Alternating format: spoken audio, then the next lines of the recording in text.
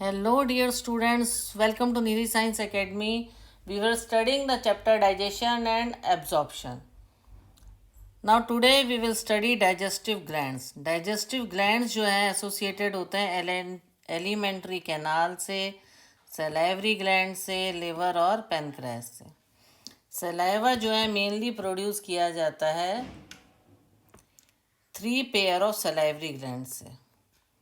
Parotid जो कि cheeks में होते हैं, सब मैक्सिलरी और सब मैंडिबुलर लोअर जॉ में रहते हैं, और सब लिंगुअल जो कि बिलो टंग रहते हैं. ओके, तो ये 3 मेन पेयर्स हैं. देखिए ये जो एसोसिएटेड है, ये मैंने इस डायग्राम में आप देखोगे जो इसमें ये रहा सब मैक्सिलरी ग्लैंड, पैरोटिड ग्लैंड है, 3 पेयर्स ऑफ ग्लैंड्स हैं, है ना. पैरोटिड ग्लैंड के कहाँ पर बना हुआ है? ये चीक में बना हुआ है. ओके, फिर है मैक्सिलरी और सब मैंडिबुलर, वो है लोअर जॉ में. ये कहाँ पर है? ग्लैंड लोअर जॉ में. और सब लिंगुअल कहाँ है? ये बिलो टंग में. ओके, तो ये 3 ग्लैंड्स जो होते हैं, these gland situated just outside the buccal cavity. Buccal cavity के बाहर होते हैं. और किस लिए होते हैं? सिक्रीट सैलेवरी जूस, है ना. सैलेवरी जूस क्या करते हैं? इनका क्या वर्क क्या है? ये और पैरोटिड ग्लैंड का बकल कैविटी में होता है सिक्रीट सैलेवरी जूस. कौन कौन से? सब मैक्सिलरी जो लोअर जॉ में है, और सब लिंगुअल जो टंग के नीचे है, और पैरोटिड ग्लैंड जो कि चीक्स में. तो इनका क्या काम है? Just outside the buccal cavity secrete salivary juice into the buccal cavity. अब लिवर क्या है? लिवर इज द लार्जेस्ट, ये देखो ये रहा पेनक्रियाज, ये गॉल ब्लैडर, ये रहा liver. Okay, liver largest gland है बॉडी का. 1.2 टू 1.5 kg होता है एडल्ट ह्यूमन में. ओके, और ये कहाँ पर है? ये एब्डोमिनल कैविटी में सिचुएटेड होता है, जस्ट बिलो द डायफ्राम, है ना. ये डायफ्राम है, डायफ्राम के जस्ट नीचे लिवर होता है. ओके, तो हेपेटिक लॉब्यूल्स होते हैं इसमें. स्ट्रक्चर और फंक्शनल यूनिट होती है, जिन यूनिट्स के लिवर की स्ट्रक्चर यूनिट्स होती है, जिनमें हेपेटिक सेल होते हैं जो कॉर्ड्स की फॉर्म में अरेंज रहता है. ओके, और इन्हीं से क्या सिक्रीट होता है? इन्हीं से बाइल जूस सिक्रेट होता है. देखो एक सेपरेट डायग्राम आगे आएगा आपकी बुक में, उसमें हम आपको बताएंगे. ये देखो यहाँ तक हमने पढ़ा अभी. लिवर क्या है? लार्जेस्ट ग्लैंड है बॉडी का, 1.2 टू 1.5 kg. ये हमने 3 ग्लैंड पढ़े ना. कौन सा? पैरोटिड जो चीक में है. अभी उसके कहाँ सिचुएटेड है ये बता दिया था. सब मैक्सिलरी जो कि लोअर जॉ में है, और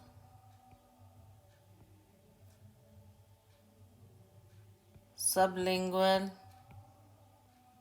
कहाँ पे? ये बिलो टंग है. तो ये जो है सैलेवरी ग्लैंड्स जो हैं, हमने पहले पढ़ा एलिमेंट्री कैनाल, सैलेवरी ग्लैंड्स, लिवर और पेनक्रियास. तो सबसे पहले हमने सैलेवरी ग्लैंड्स में लिया. सैलेवा 3 पेयर्स ऑफ सैलेवरी ग्लैंड्स यूज़ करता है, और ये क्या सिक्रीट करते हैं? दे सिक्रीट फूड च्यू कर सकें उसके लिए they secrete salivary juice. They secrete salivary juice. और लिवर को लार्जेस्ट ग्लैंड बताया है. अभी मैंने सिचुएशन बता दी. सिचुएटेड कहाँ पर है बता दिया आपको, जस्ट बिलो द डायफ्राम. और इसके 2 लोब्स होते हैं. तो हेपेटिक लॉब्यूल्स होते हैं, वो स्ट्रक्चर और फंक्शन यूनिट होता है लिवर की, और इनमें हेपेटिक सेल होते हैं. और कॉर्ड्स की फॉर्म में ये लॉब्यूल्स होते हैं, हेपेटिक सेल होते हैं। ईच लॉब्यूल जो होता है थिन कनेक्टिव टिश्यू की शीट का बना होता है, जिसको ग्लिसन्स कैप्सूल कहते हैं। Each lobule is covered by connective tissue, sheet होती है जिसको ग्लिसन कैप्सूल कहते हैं। तो बाइल सिक्रीट होता है किससे? हेपेटिक सेल से, और हेपेटिक डक्ट से पास होता है। रुकिए आपको, wait a minute, here you can see the structure, then you can understand it better. Okay, ये देखो, this is the duct from liver. Okay, hepatic cell arranged होते हैं कॉर्ड्स की फॉर्म में। जो लोब्यूल होता है उसमें थिन कनेक्टिव टिश्यू होता है in the form of cords, और उसको बोलते हैं हम ग्लिसन्स कैप्सूल्स। तो बाइल सिक्रीटेड होता है किससे? ये देखो यहाँ बाइल, कॉमन बाइल डक्ट बना हुआ है। बाइल सिक्रीट होता है, bile secreted by hepatic cell,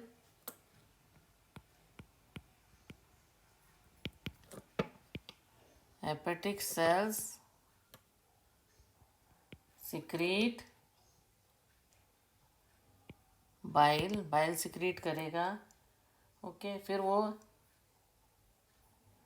hepatic cells secreted hepatic cell passes through the hepatic duct, hepatic duct से पास होगा और कहाँ पे स्टोर होगा? वो जाके स्टोर हो जाएगा। Hepatic stored and concentrated in thin muscular sac, gall bladder में, गॉल ब्लैडर में जाके हो जाएगा। हेपेटिक डक्ट से जाता है बाइल, कहाँ हो जाएगा? यहाँ पर स्टोर हो जाएगा।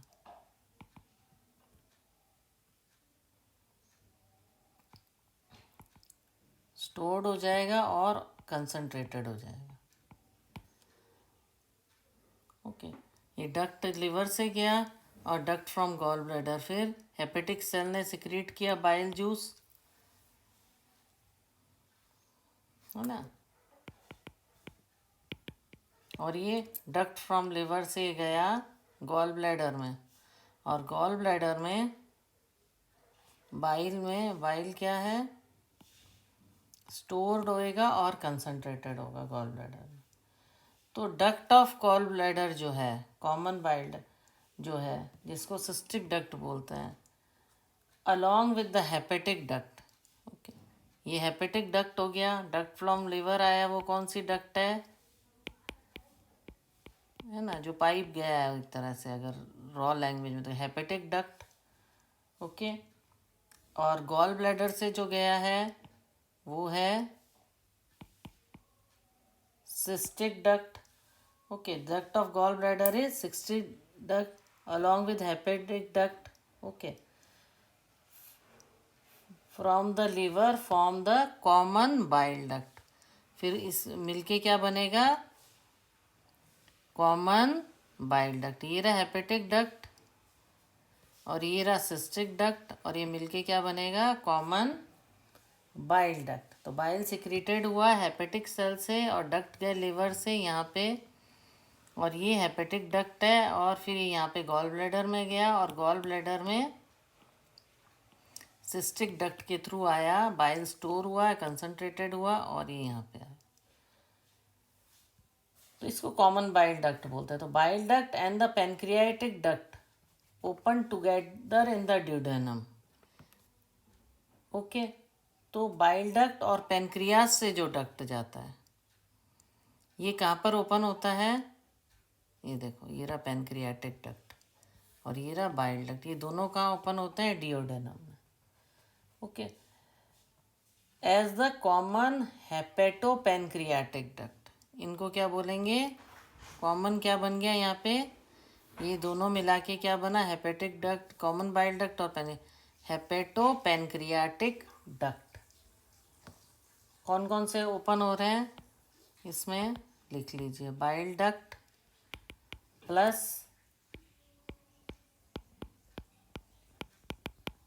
पेनक्रियाटिक डक्ट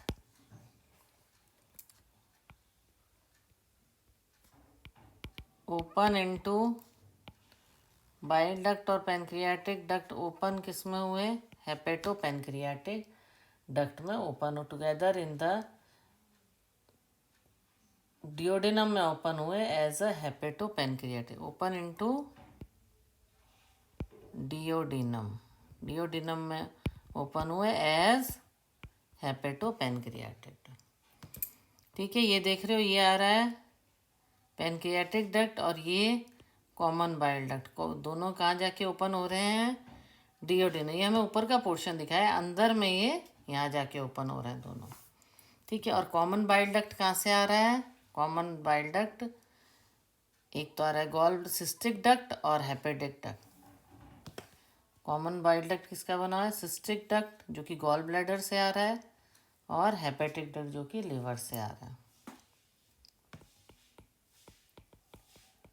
सिस्टिक डक्ट जो कि गॉल ब्लैडर से आ रहा है, और दूसरा है हेपेटिक डक्ट जो कि हेपेटिक सेल से आ रहा है, मतलब लिवर से आ रहा है। ये दोनों डक्ट मिलके कहाँ, कॉमन बाइल डक्ट में बन जाएंगे।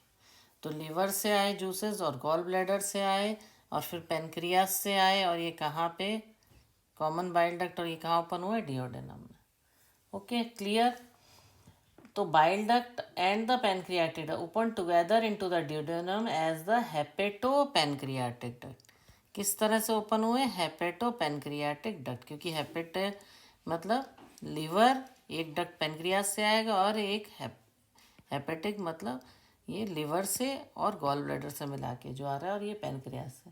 और उसमें एक स्फिंक्टर होता है जिसको गार्ड किससे होता है कि कितना आना चाहिए एक बारी में जो एब्जॉर्ब्ड फूड है, तो it is regulator by the sphincter, जिसको बोलते हैं हम sphincter of OD, sphincter of OD. इससे ये गार्डेड रहता है।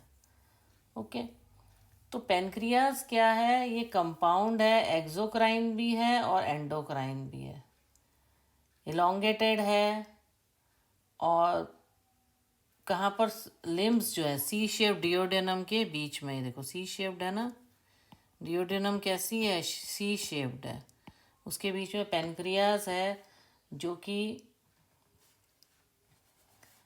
एक्सोक्राइन कंपाउंड है, एक्सोक्राइन और एंडोक्राइन इलोंगेटेड ऑर्गन है। क्या है, ये इलोंगेटेड ऑर्गन है, और both exocrine plus endocrine.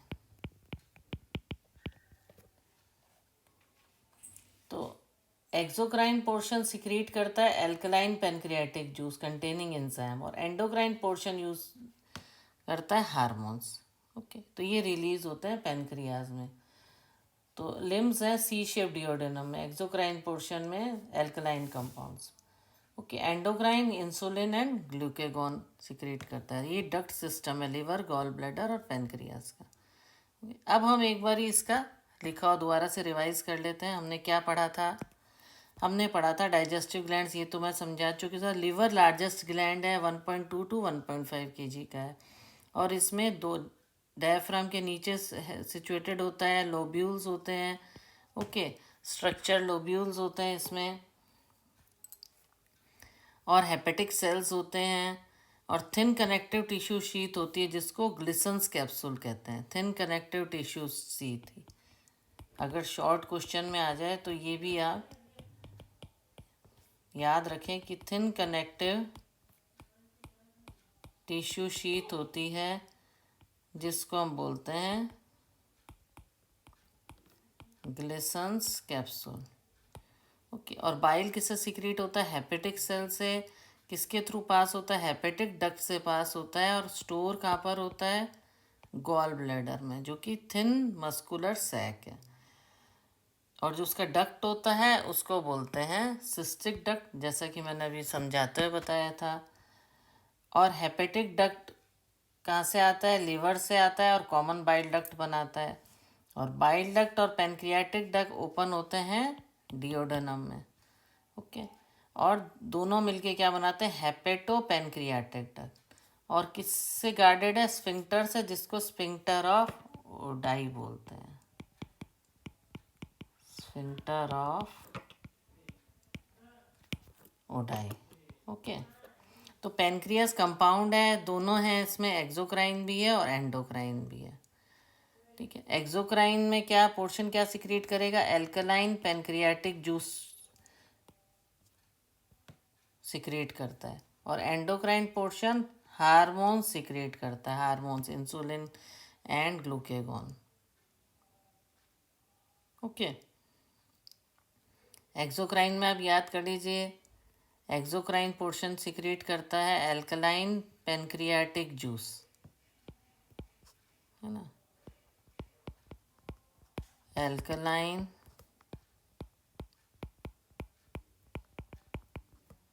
Pancreatic juice, exocrine portion किसका? पेनक्रियास का। ओके। और जिसमें एंजाइम्स होते हैं। और दूसरा पेनक्रियास क्या, कौन सा पोर्शन है? Endocrine portion. एंडोक्राइन पोर्शन क्या सिक्रीट करता है? Hormones, insulin, glucagon. ओके, ये हो गया, ये एंडोक्राइन और ये एक्सोक्राइन पोर्शन, दो पोर्शन सिक्रेट करता है। एंडोक्राइन पोर्शन सिक्रेट करता है ये, और ये एक्सोक्राइन पोर्शन। Okay, clear. अब हम पढ़ेंगे डाइजेशन ऑफ फूड। हमने सारे उसके प्रोसीजर पढ़ लिया, प्रोसीजर मीन्स एक तरह से स्ट्रक्चर पढ़ लिया कि बकल कैविटी कहाँ है, फिर ट्रैकिया, फिर इंटेस्टाइन, है ना, alimentary canal, small intestine, large intestine, rectum, anus. Okay, वो हमें क्लियर हो गया। हमें प्रोसेस अब कैसे होता है। तो बकल कैविटी दो मेजर फंक्शन करती है। मेस्टिकेशन ऑफ फूड, पहले चबाना फूड को, फिर उसके बाद उसको फैसिलिटेट करना, स्वॉलो करके उसको आगे बढ़ाना। ठीक है।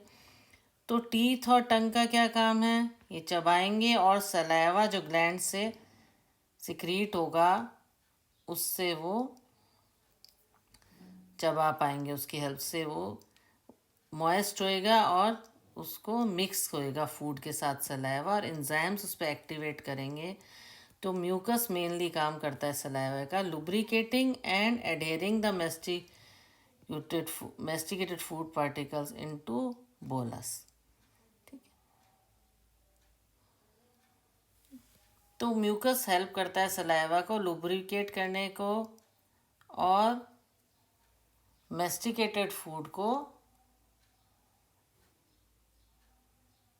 To adhering the masticated food into the bolus। Okay, उसके बाद क्या होता है?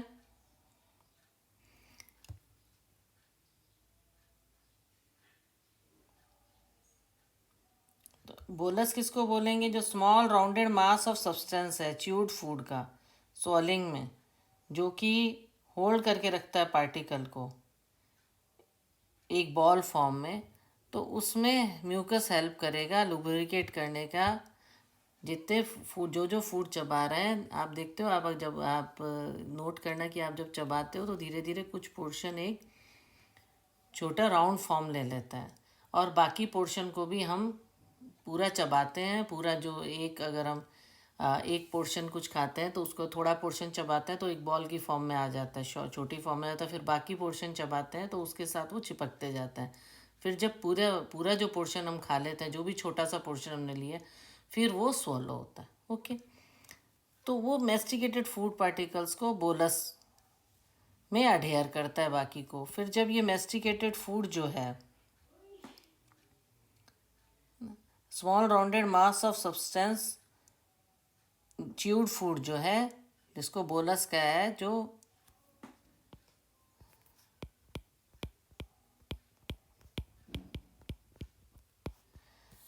उसको फिर कन्वे करते हैं फेरिंग्स में, और फिर पास डाउन होता है वो बाय स्वॉलिंग और डीग्लूटेशन से।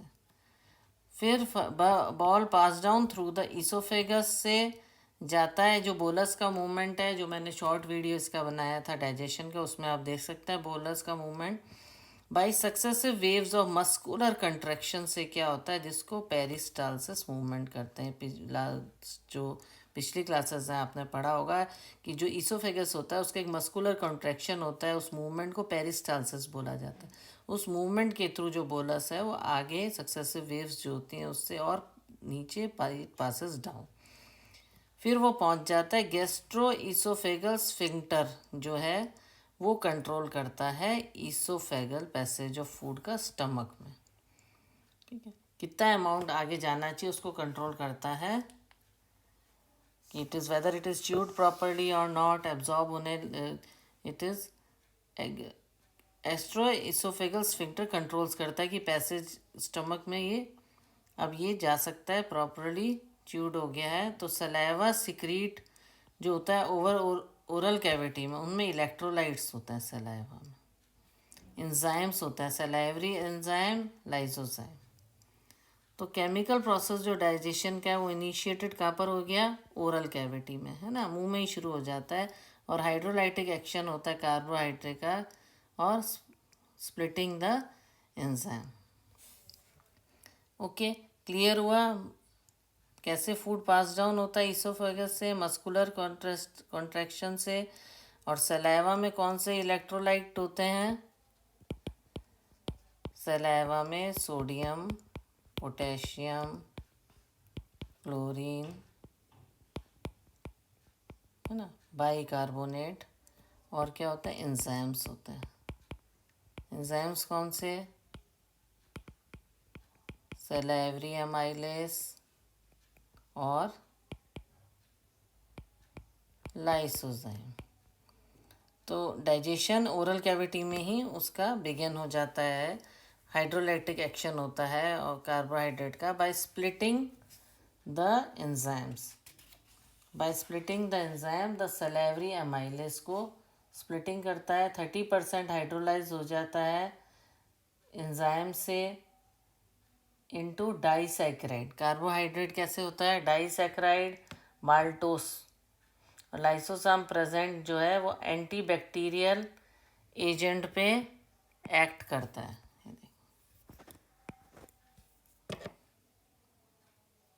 स्प्लिट करता है एमाइलेस, क्या 30% स्टार्च जो होता है हाइड्रोलाइज हो जाता है इस एंजाइम से, एमाइलेस से, इसमें कन्वर्ट हो जाता है कार्बोहाइड्रेट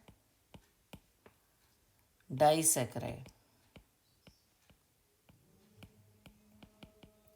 डाइसैकेराइड में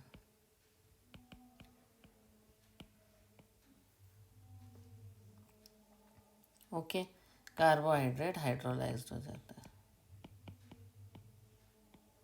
बाय एमाइलेस। लाइसोसाइम का क्या काम है, ये एंटी बैक्टीरियल कोई सी प्रकार का इन्फेक्शन है उससे रोकता है, वो लाइसोसाइम का काम है। It is an anti bacterial agent. तो जो स्टार्च जो है वो माल्टोस में कन्वर्ट हो जाता है, किसकी हेल्प से, सलाइवरी एमाइलेस के, जिसका pH 6.8 है।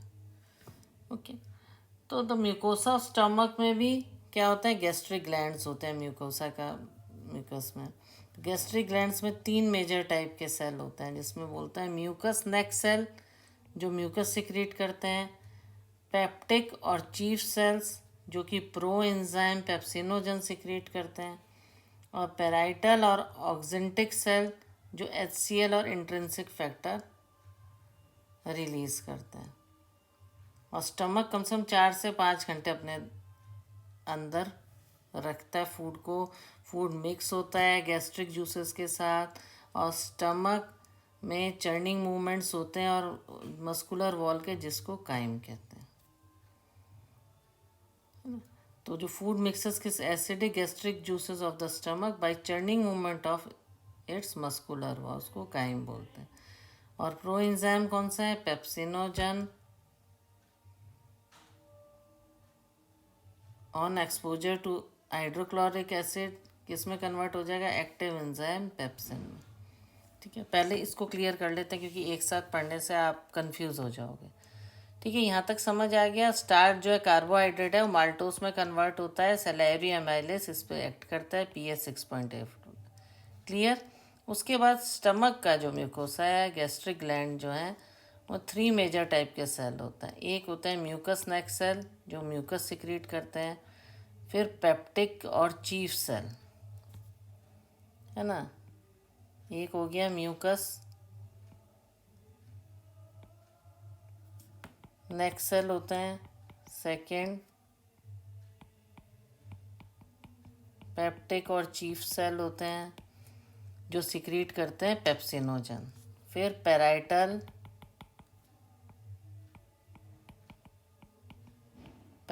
और ऑक्सेंटिक सेल होते हैं जो HCl और इंट्रिंसिक फैक्टर रिलीज करते हैं। पेप्टिक पेप्सिनोजन सिक्रेट करता है। 3 मेजर टाइप ऑफ सेल्स होते हैं, ठीक है। क्या सिक्रेट करता है? ये म्यूकस सिक्रेट करता है, और ये पेप्सिनोजन, और ये HCl and intrinsic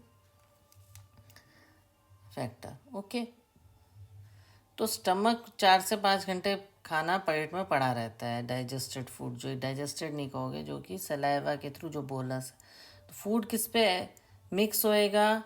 acidic gastric juices से जो स्टमक में है, और चर्निंग मूवमेंट होंगे, उसको बोलेंगे हम काइम, जूस को बोलेंगे हम काइम। तो प्रो एंजाइम पेप्सिनोजन किस में कन्वर्ट हो जाएगा? पेप्सिनोजन जो है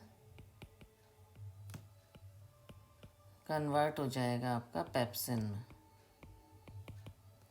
okay, on exposure to hydrochloric acid.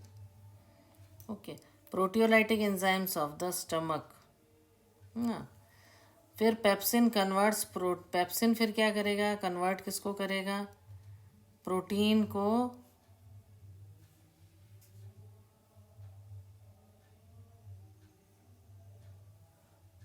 Okay, तो प्रोटियोलाइटिक एंजाइम्स जो स्टमक में, पेप्सिन किस में कन्वर्ट कर देगा? प्रोटीन को प्रोट्योसिस में।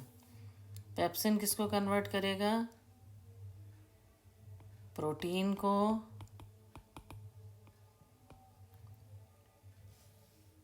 कन्वर्ट कर देगा प्रोटियोसिस में, प्रोटियोसिस में और पेप्टोन्स में। तो म्यूकस और बाइकार्बोनेट जो प्रेजेंट होता है गैस्ट्रिक जूस में, ये इंपॉर्टेंट रोल करते हैं लुब्रिकेशन का, गैस्ट्रिक जूसेस। ओके, अब पेप्सिनोजन कहाँ से मिला था हमें? पेप्टिक सेल से, और पेप्सिनोजन ने HCl की प्रेजेंस में पेप्सिन में कन्वर्ट हुआ, और फिर इस पेप्सिन ने प्रोटीन को प्रोटीसेस और पेप्टोन्स में कर दिया। क्लियर? अब क्या है, म्यूकस और बाइकार्बोनेट जो है गैस्ट्रिक जूस में, ये लुब्रिकेशन का काम करते हैं। ओके, तो HCl प्रोवाइड क्या करता है? Acidic pH। HCl का pH कितना है? ऑप्टिमल फॉर pH कितना है इसका? 1.8। तो म्यूकस और bicarbonate present in gastric juice play an important role lubricate करने में, उसको गीला करने में, है ना। लुब्रिकेशन कैसे कहते हैं? जैसे साइकिल में ग्रीस होता है जिससे ब्लैक कलर, उससे लुब्रिकेटेड रहता है साइकिल का बॉडी, तो लुब्रिकेट करता है, ड्राई नहीं रहता, वो मॉइस्ट रहता है लुब्रिकेशन में। और प्रोटेक्शन में, म्यूकोसल एपिथेलियम के प्रोटेक्शन के लिए भी काम आते हैं gastric juices. Okay, from highly concentrated जो HCl है उससे प्रोटेक्ट करने में, क्योंकि पेप्सिन को मिनिमम इतना चाहिए। रेनिन क्या है? प्रोटियोलाइटिक एंजाइम्स है गैस्ट्रिक जूसेस में, इन्फेंट्स के होता है, जो कि मिल्क प्रोटीन को डाइजेस्ट करने में हेल्प होता है। इन्फेंट्स के डाइजेशन ऑफ मिल्क प्रोटीन के लिए प्रोटियोलाइटिक एंजाइम्स होता है ना, जो कि इन्फेंट्स के गैस्ट्रिक जूसेस में होता है। ओके, इन्फेंट्स के गैस्ट्रिक जूसेस में होता है because they only drink milk. कौन सा एंजाइम है? प्रोटियोलाइटिक एंजाइम, जो कि मिल्क प्रोटीन को डाइजेस्ट करने में हेल्प करता है इन्फेंट्स के अंदर। Okay, clear. और स्मॉल अमाउंट ऑफ लाइपेसेस भी सिक्रेट करता है। लाइपेसेस हेल्प करेगा फैट को तोड़ने में, जैसा कि उसका नाम है, लिपिड्स को ब्रेक डाउन करने में। तो कई टाइप के मूवमेंट होते हैं। Muscular is layer of small intestine, तो मूवमेंट हेल्प करता है thorough mixing of food and various secretion. कई सिक्रीशन होते हैं, थॉरो मिक्सिंग होती है और फैसिलिटेट करता है डाइजेशन में। और कई जूसेस सिक्रीट होते हैं मूवमेंट के साथ, bile juice, pancreatic juice, intestinal juice, small intestine से, है ना। पेनक्रियाटिक जूस और बाइल जूस हमने बताया था हेपेटो पेनक्रियाटिक डक्ट से रिलीज होते हैं, पहले क्लियर है वो। और पेनक्रियाटिक जूस में कौन कौन से एंजाइम्स हैं? ट्रिप्सिनोजन, काइमोट्रिप्सिनोजन, प्रोकार्बोक्सीपेप्टिडेसेस, एमाइलेसेस, लाइपेसेस और न्यूक्लियसेस। ये एंजाइम्स इनएक्टिव एंजाइम्स होते हैं, पेनक्रियाट जूस के इनएक्टिव एंजाइम। और ट्रिप्सिनोजन जो होता है एक्टिवेट होता है एंजाइम एंटेरोकाइनेस से, जो कि इंटेस्टाइनल म्यूकोसा से secreted by intestinal mucosa into active trypsin। ठीक, इस कारण वो एक्टिवेट करता है, अदर एंजाइम्स को भी एक्टिवेट करता है ना। तो इसमें मेनली क्या होता है, इसमें ये बताया गया है कि जो इंटेस्टाइनल म्यूकोसा है, ट्रिप्सिनोजन होता है, जैसे ये इनएक्टिव हमने एंजाइम बताया। तो इंटेस्टाइनल म्यूकोसा जो होता है वो क्या सिक्रीट करता है? इंटेस्टाइनल म्यूकोसा जो है एंटेरोकाइनेस सिक्रीट कर रहा है।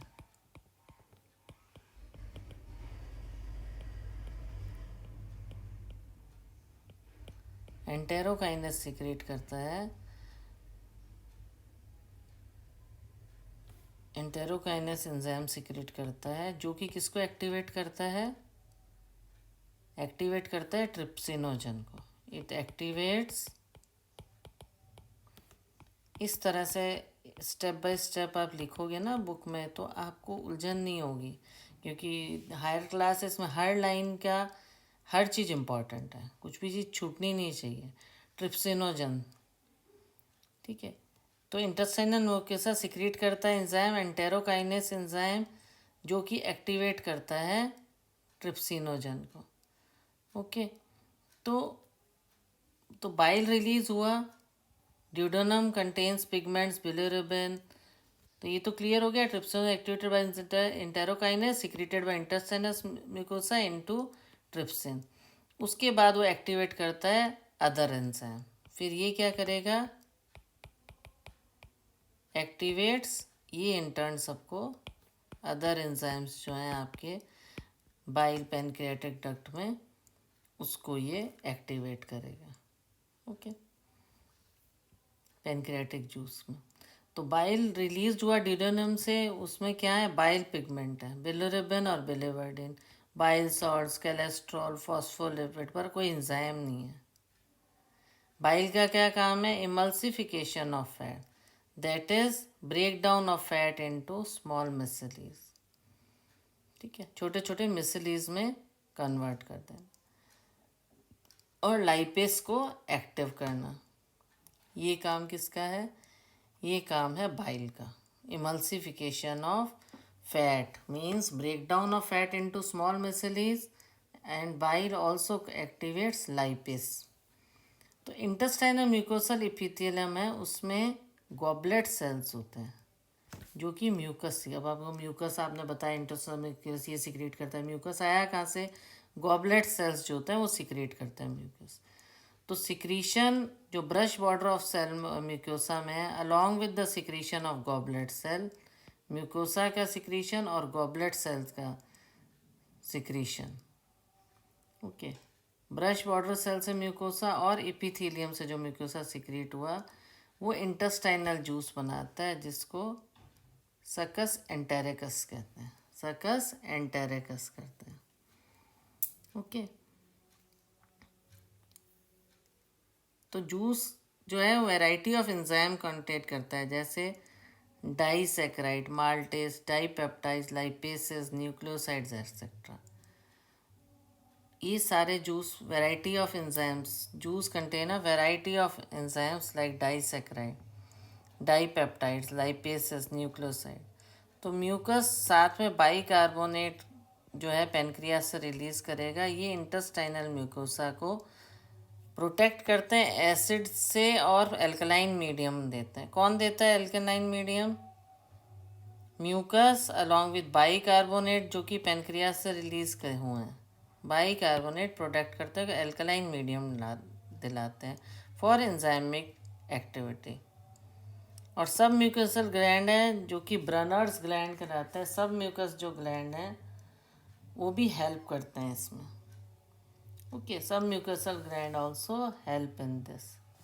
तो जो हमने एक्टिविटी पढ़ी है, आप ये मत सोचो कि ये बहुत हौच पौच हो गया। इसको देखो क्लियरली नेक्स्ट पेज में बहुत अच्छे से एनसीईआरटी में दिया हुआ है, उसको देख के भी आप लिख सकते हो। और बाकी अपने नोट्स तो यू शुड ऑल्सो प्रिपेयर, या साथ के साथ जो मैं लिखाती हूँ वो मेन इम्पॉर्टेंट चीज़ें लिखते जाइए। ये देखिए,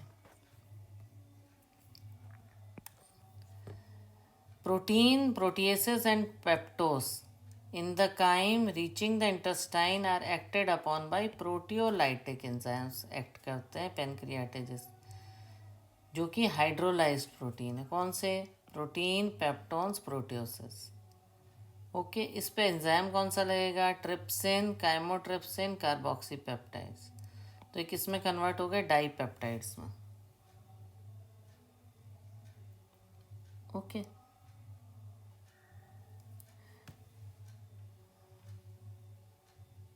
कार्बोहाइड्रेट जो कि काइम में है वो हाइड्रोलाइज होंगे पेनक्रियाटिक एमाइलेज से, किस में कन्वर्ट होंगे? डाइसैकेराइड में।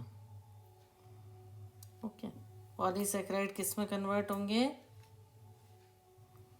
डाइसैकेराइड में। ओके, पॉलीसैकेराइड स्टार्च में लगा और डाइसैकेराइड में कन्वर्ट हो गया। और फैट ब्रोकन डाइन हुआ, लाइपेस एक्ट करेगा, फैट डाइग्लिसराइड और फिर मोनोग्लिसराइड में कन्वर्ट हो गए। Okay, clear? और प्रोटीन, पेप्टोन्स, प्रोटियोसेस, इसमें ट्रिप्सिन है और डाईपेप्टाइड्स में चेंज हो जाएंगे। पॉलीसैकेराइड डाइसैकेराइड में चेंज हो जाएंगे। फैट डाइग्लिसराइड मोनोग्लिसराइड में चेंज हो जाएंगे। और न्यूक्लियसेस जो हैं पेनक्रियाटिक जूस में न्यूक्लिक एसिड पैक्ट करेंगे और न्यूक्लियोटाइड और न्यूक्लियोसाइड में चेंज हो जाएंगे। और एंजाइम्स जो कि सक्कस एंटेरिकस में एक्ट होंगे, है ना। सक्कस एंटेरिकस क्या था? जो कि ब्रश बॉर्डर से म्यूकोसा से सिक्रीशन हुआ, जो गॉबलेट सेल ने कॉन्स्टिट्यूट किया। साथ में गॉबलेट सेल का सिक्रीशन और म्यूकस का सिक्रीशन ब्रश बॉर्डर से, उसको हम सक्कस एंटेरिकस बोला। जो तो इनसे जो सिक्रीट होगा act on the end product पे ये एक्टिवेट होंगे। एंड प्रोडक्ट तो हमें अभी निकले हैं ना, dipeptide, maltose, lactose, sucrose, nucleotide, उस पर एक्ट करेंगे। और दीज फाइनल स्टेप अगर very close to mucosal epithelium cell के पास ही एक्ट करते हैं। ये सिंपल एब्जॉर्बर फॉर्म में चेंज हो गई। ये जो फॉर्म है ये कौन सी फॉर्म हो गई? Simple absorbable form. तो डाईपेप्टाइड्स किस में कन्वर्ट हो गया? डाईपेप्टाइड्स में, एमिनो एसिड में। माल्टोस पे मेल्टेस एक्ट किया तो ग्लूकोज प्लस ग्लूकोज में कन्वर्ट। लैक्टोस पे लैक्टेस तो ग्लूकोज प्लस गैलेक्टोस। सुक्रोज पे सुक्रेस तो ग्लूकोज प्लस फ्रक्टोस। ओके, ये सब लर्न करने साथ साथ। न्यूक्लियोटाइड्स पे न्यूक्लियोटाइडेज, टाइडेजेस में न्यूक्लियोसाइड, न्यूक्लियोसाइडेजेस से शुगर प्लस बेसिस। तो सिंपलेस्ट फॉर्म है, एब्जॉर्बेबल फॉर्म में ये चेंज हो गया। तो ब्रेकडाउन ऑफ बायो मैक्रोमोलिक्यूल्स को मेंशन किया गया ऊपर, जो कि ड्यूडेनम में होता है, रीजन होता है स्मॉल इंटेस्टाइन का। और उसके बाद ये एब्जॉर्ब होगा, यहाँ ब्रेकडाउन हुआ स्मॉल इंटेस्टाइन में, एब्जॉर्ब होगा जेजुनम में, है ना। Simple sense, thus formed are absorb in jejunum and ileum. और अनडाइजेस्टेड प्रोडक्ट पास हो जाएंगे लार्ज इंटेस्टाइन में। ओके, एब्जॉर्बर फॉर्म ये किस में हुआ? डिओडेनम में, और ये एब्जॉर्ब्ड कहाँ हुआ,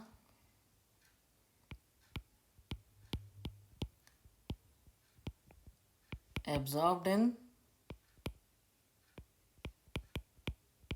जेजुनम एंड इलियम, इसमें ये एब्जॉर्ब होगा। तो इस तरह से एब्जॉर्प्शन होगा। तो इसमें आपको साथ साथ क्लियर रहना चाहिए कि किस तरह से एब्जॉर्ब हुआ। तो जो significant digestive activity large intestine में होगी उसमें एब्जॉर्प्शन हो जाएगा वाटर का, मिनरल्स का और ड्रग्स का, ठीक है। और सिक्रीशन होगा म्यूकस का, जो कि हेल्प करेगा वेस्ट को, अनडाइजेस्टेड पार्टिकल्स को पकड़े रखने में टुगेदर और लुब्रिकेट करने में, ठीक है। एब्जॉर्प्शन किस किस का होगा, वाटर, मिनरल और सर्टेन ड्रग्स का, है ना। No significant digestive activity occurs in, digestive activity large intestine में नहीं होगी, ठीक है। तो अनडाइजेस्टेड एब्जॉर्ब सब्सटेंस को फीसेस जिसको कहते हैं वो कैसम में एंटर करेगा लार्ज इंटेस्टाइन में इलियोकेसल वॉल के थ्रू, जो कि बैक फ्लो फीकल का रोकेगा, और ये टेम्परेली स्टोर रहेगा रेक्टम में, रेक्टम में स्टोर रहेगा टेम्परेली, ओके। तो एक्टिविटीज़ जो गैस्ट्रोसेल ट्रैक्ट की हैं वो न्यूरल और हार्मोनल कंट्रोल में रहती हैं, इसके कंट्रोल में रहती हैं न्यूरल और एंड प्रोडक्ट एक्टिविटीज़ को, न्यूरल और सब पार्ट्स का कोऑर्डिनेशन चाहिए। तो जितना गैस्ट्रो इंटेस्टाइनल ट्रैक्ट है वो न्यूरल और हार्मोनल कंट्रोल में रहती है। कोई significant digestive activity large intestine में नहीं होगी। लार्ज इंटेस्टाइन के दो फंक्शन है, absorption of some water, mineral और सर्टेन ड्रग्स, और सिक्रीशन ऑफ म्यूकस होएगा जो हेल्प करेगा वेस्ट जो अनडाइजेस्टेड फूड है उनके पार्टिकल्स को अडेयर करने में और लुब्रिकेट करने में। तो जो साइट, स्मेल और प्रेजेंस ऑफ फूड है ओरल कैविटी में, ये स्टिमुलेट करती है सिक्रीशन ऑफ सलाइवा। फिर गैस्ट्रिक और इंटेस्टाइनल सिक्रीशन है, ये भी neural signal, nerves, neural signal means brain से जो सिग्नल जाते हैं उन पर डिपेंड करता है। न्यूरल जैसे कि गैस्ट्रोइंटेस्टाइनल पूरा हमारे न्यूरल फंक्शन पे, ब्रेन से जो मैसेज जाता है और हार्मोन से मैसेज आता है उसके कंट्रोल में रहता है। तो साइट, स्मेल और प्रेजेंस ऑफ फूड जो है ओरल कैविटी में, ये सिक्रीशन ऑफ सलाइवा को स्टिमुलेट करता है, ओके। उसके बाद जैसे हम कोई चीज़ खाने लगते हैं तो हम उसे देखते हैं, फिर हम उसे स्मेल करते हैं, फिर हम खाते हैं, तो क्या होता है, सलाइवा सिक्रीट होता है हमारे माउथ में, जो कि हेल्प करता है बोलस बनाने में और उसको लुब्रिकेट करने में। फिर गैस्ट्रिक और इंटेस्टाइनल डिसीज भी स्टिमुलेट इन्हीं न्यूरल सिग्नल के थ्रू होता है। फिर मस्कुलर एक्टिविटीज़ डिफरेंट पार्ट्स की होती हैं, जैसे एलिमेंट्री क्लाइनाल का हमने पेरिस्टालसिस मूवमेंट कराया था, ये भी न्यूरल में है ना, न्यूरल मैकेनिज्म है ना, ब्रेन नर्व्स के थ्रू होता है, both local and through central nervous system के थ्रू और लोकल नर्वस सिस्टम के थ्रू होता है। और हार्मोनल कंट्रोल जो है ना, लोकल हार्मोन के थ्रू होता है, सिक्रीशन ऑफ डाइजेस्टिव जूसेस जो कि प्रोड्यूस होते हैं गैस्ट्रिक एंड इंटेस्टाइनल म्यूकोसा से, ओके। तो ये हमें इस तरह से हमें पता लगता है कि किस तरह से पूरा, मतलब मेन हमें इसमें क्लियर हो गया कि किस तरह से डाइजेशन होता है। तो कल हम पढ़ेंगे absorption of digested product. I hope आपको जो जो मैंने पढ़ाया अच्छे से समझ आ गया होगा। आपको पसंद आ रहा है तो चैनल को लाइक करें, शेयर करें, सब्सक्राइब करें। Okay, thank you.